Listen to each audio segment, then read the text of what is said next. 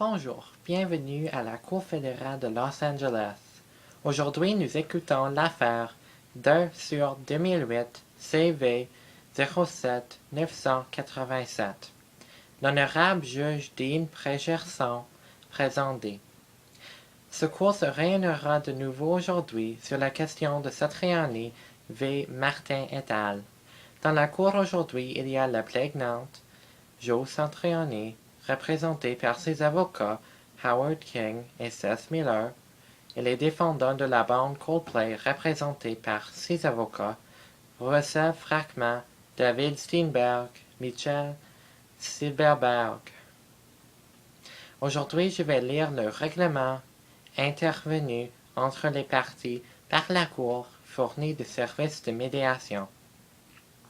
Depuis les derniers 10 mois, les deux individus ont présenté leur argument devant sa cour.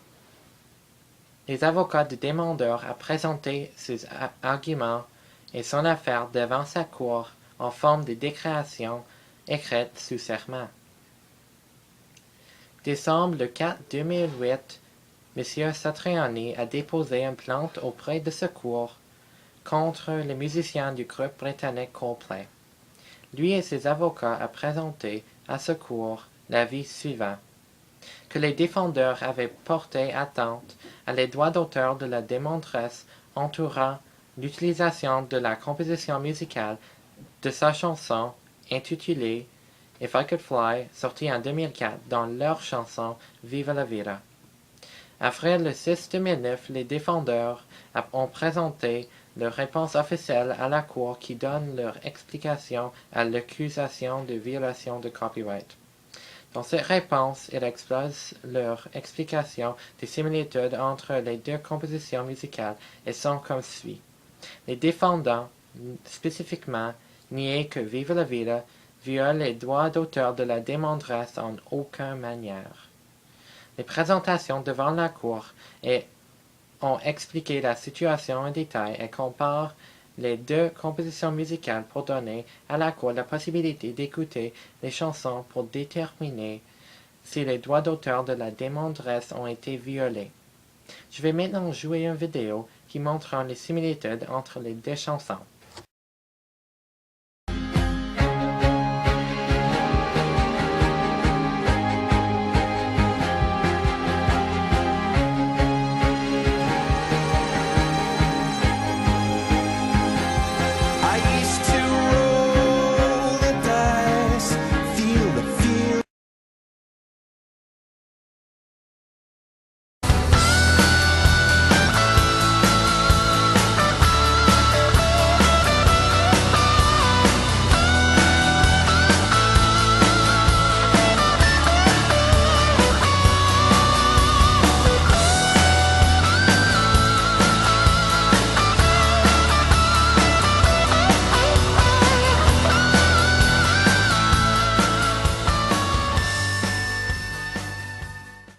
Cette vidéo montre que les deux chansons sont assez similaires en composition musicale, mais ont quelques différences spécifiques dans la hauteur et la mélodie. Une partie de Viva la Vida sont lues dans le mode majeur C, alors que dans If I Could Fly, les parties ont été jouées en C mineur. En termes des lois de copyright 28 sous 1338 de la violation de copyright d'auteur, se référait à l'utilisation illégale et ou la distribution du matériel par une personne qui ne possède pas les droits légaux de posséder les dits matériaux spécifiés à cet effet. De l'avis de sa cour, les accusés Christopher Martin, Jonathan Buckland, Guy Berryman, William Champignon et Capitol Records se sont rendus coupables de violation de les droits d'auteur contre la plaignante M. Satriani. En réponse à la stipulation de la 8 septembre 2009, le Cour publie le décret suivant.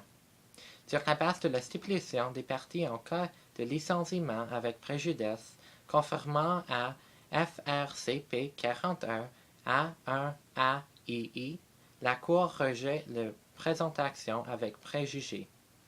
Chaque des parties supportera les propres frais et les honoraires d'avocat. Il est ainsi ordonné. Merci.